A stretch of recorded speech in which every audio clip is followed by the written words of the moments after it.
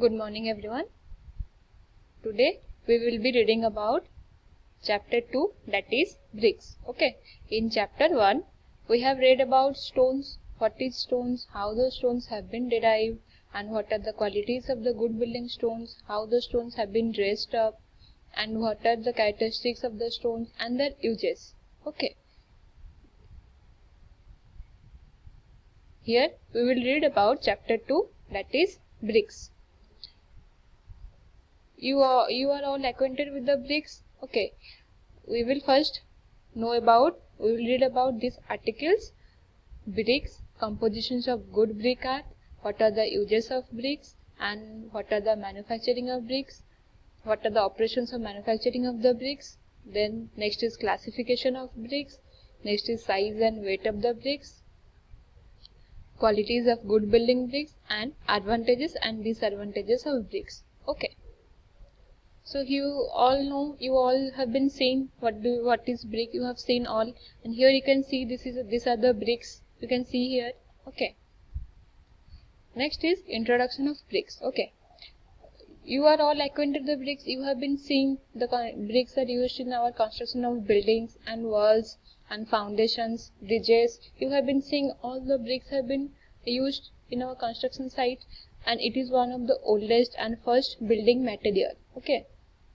So we can tell that bricks are one of the oldest and first building materials, and bricks are more commonly used in the construction of buildings than any other materials. Okay. It is used at present as a leading material of construction because of its durability, low cost, strength, reliability, easy availability, etc. Next here comes, what do you mean by bricks? What is bricks? As we know, the artificial material of construction in the form of clay bricks of uniform size of shape are known as bricks. Okay. Next is how the bricks have been obtained, from where the bricks will be obtained. So we can say that bricks are obtained by molding the clay in rectangular blocks of uniform size and by drying and burning these bricks. Okay. After molding the clay in a rectangular blocks, then it is of uniform size and shape, then it is dried, and then the bricks have been burnt. Okay. Then we will know about how we will prepare that clay.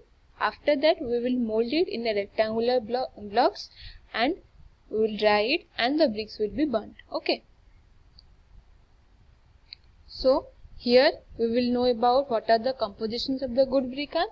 What are the compositions of good brick art means, we will know in the brick which chemical constituents it contains. Okay. So first is we will say about silica.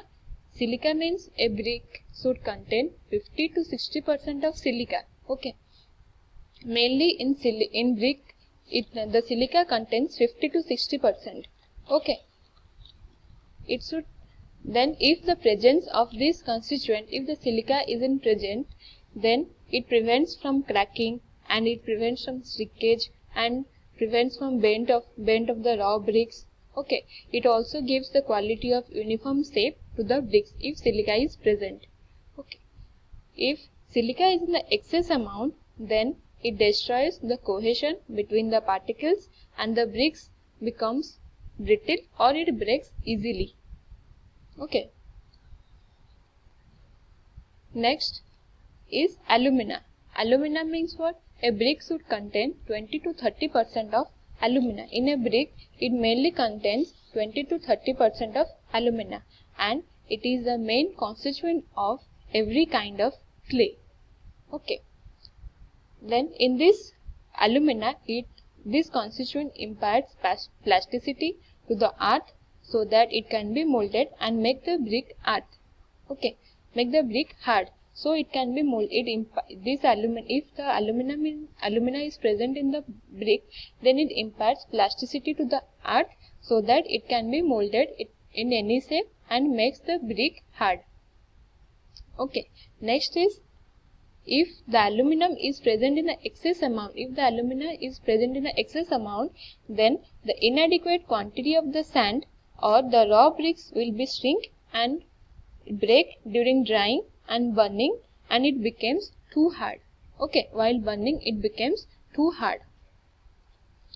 Okay, next is we will be reading about lime. Lime is what? A brick should not exceed 5% of lime. Okay, if it exceeds 5% of lime, then we can say it is not of a good quality. Okay, so in a brick the lime should not exceed 5%, and if it is present, it prevents shrinkage from the raw bricks. And if the excess of lime is present in the brick, then it causes the bricks to melt and hence the shape is lost. Okay. Next is oxide of iron. Oxide of iron means what? In the brick it mainly contains 5 to 6% of oxide of iron in brick. Okay.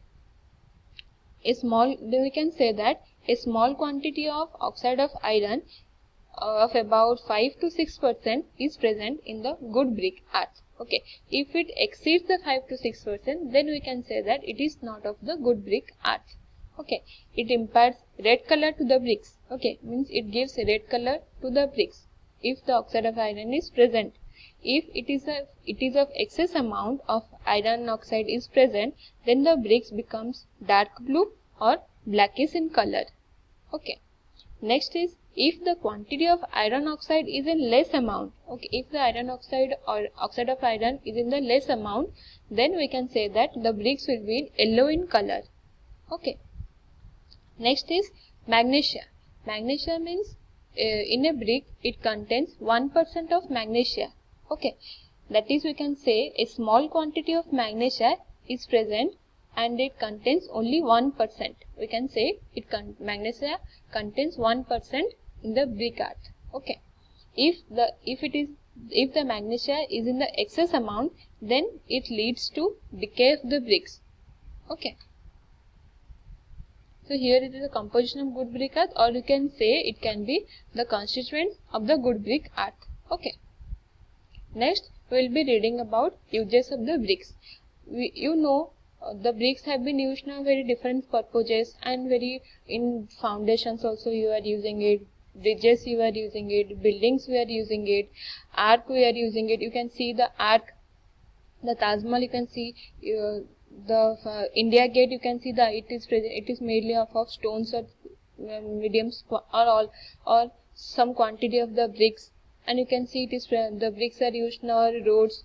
The bricks have been broken, and small quantity of the bricks have been used in our roads, drains, tunnels, boundary walls. Okay, and we will read about the classification of bricks in the next slides.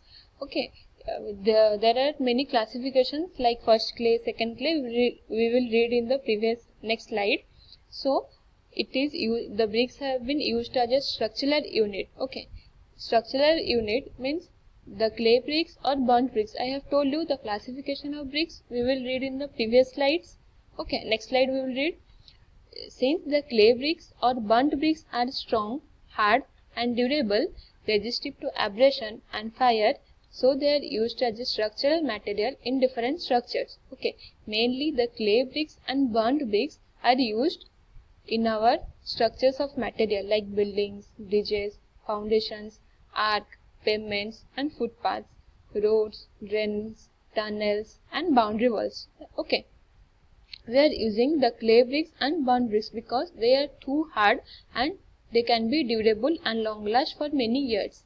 Okay, next is the bricks are used as an aesthetic unit or surface finish.